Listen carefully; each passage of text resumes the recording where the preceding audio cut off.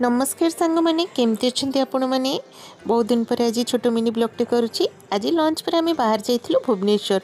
हठात एमती प्लानिंग होता कि टे बुलायापी जावा। अलरेडी 3टा पर हो जाता तो आम फटाफट पहुँच जाइलु भुवनेश्वर एक्सप्लेनेड मॉल रे। पार्किंग कलापर आम ऊपर को जाऊँ।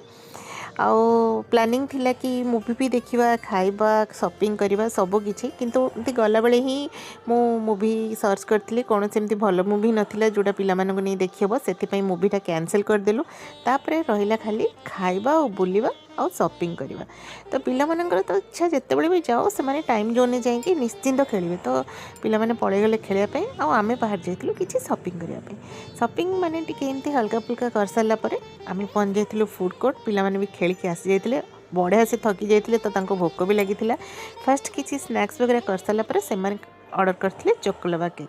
आठी बहुत मजा नहीं कि चोकोलावा केक समस्ते खाऊँ। दिव्यांशी मिशु एंड गोगी पचारा ठार एत भल भल टिप्पणी देले जे जहाँ भी सेल्समैन भी देपारनि किंतु एक्चुअली से सब भल नहीं पिला बाहर को गले आम पिला कथा मानवा पड़े और देवाक पड़े।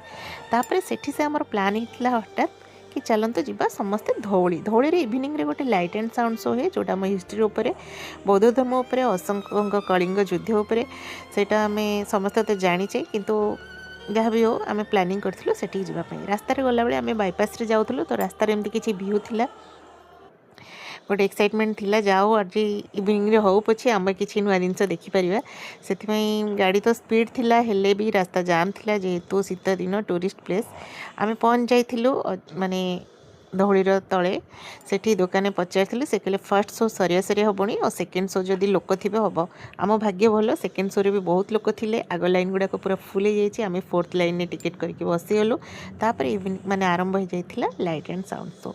रियली बहुत भल लगिला माने जेतिकी आम जानी पढ़ी या फिर मूवी रे देखी ताठू बेटर ये किसी जानापी मिलला। पिला माने बहुत एंजॉय कले आ सतरे एत शो एत बढ़िया लगुला माने पूरा शांति स्तूप को से आज स्क्रीन यूज करते आते भल लगे देखिकी माने गोटे भल लगे गोटे हिस्ट्री उपर आम किसी नुआ कथा जानापी मिलला। मो पुओ झील तो बहुत एंजॉय कले से भी बहुत भल लगे आम मत तो खास कर बहुत भल लगे।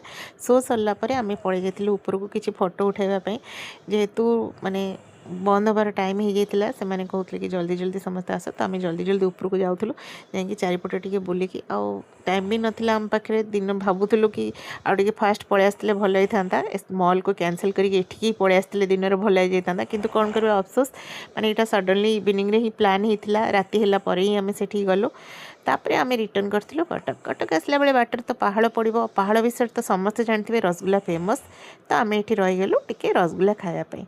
रसगुल्ला भी बहुत टेस्टी थिला।